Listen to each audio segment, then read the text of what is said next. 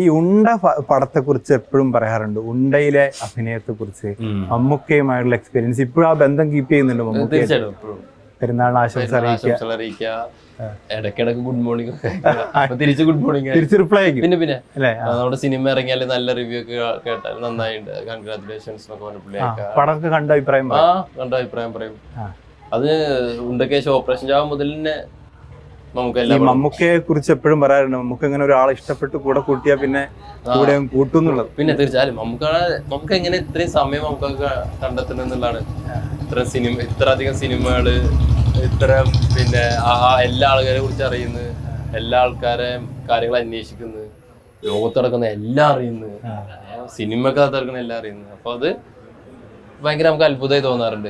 പാഠപുസ്തകമാണ് ശരിക്കും. പിന്നെ തീർച്ചയായിട്ടും എന്തെങ്കിലും ഒരു പോയിന്റ് ഇപ്പൊ എന്റെ ഉണ്ടയ്ക്ക് ശേഷം ഞാൻ മമ്മൂക്കയിൽ നിന്ന് സിനിമയിൽ ഞാൻ കൊണ്ടുപോകുന്നു പറയാൻ പറ്റുന്ന അങ്ങനെയല്ല. ഉണ്ടയ്ക്ക് ശേഷമാണ് സത്യത്തിൽ ആസ് ആൻ ആക്ടർ എനിക്ക് ഒരു കോൺഫിഡന്റ് വന്നത്.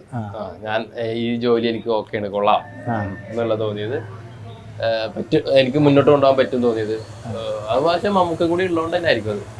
ഈ നായകനാവുക എന്ന് പറയുന്നത് ഇപ്പൊ ഞാൻ സുലേഖ മനസ്സിൽ കണ്ടപ്പോഴാണ്, സുലേഖ മനസ്സിലാണ് ശരിക്കും ഒരു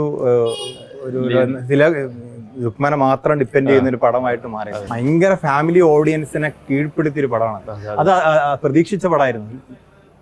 അല്ല, നമ്മള് അഷ്റഫ് ഖാന്റെ പടമാണല്ലോ. അഷ്റഫ് ഖാൻ തമാശ, ഭീമന്റെ വഴിയൊക്കെ കഴിഞ്ഞിട്ട് ചെയ്യുന്ന സിനിമയാണ്. അപ്പൊ ചെമ്പൻചേട്ടൻ പ്രൊഡക്ഷൻ, ചെമ്പോസ്കി പ്രൊഡക്ഷൻ.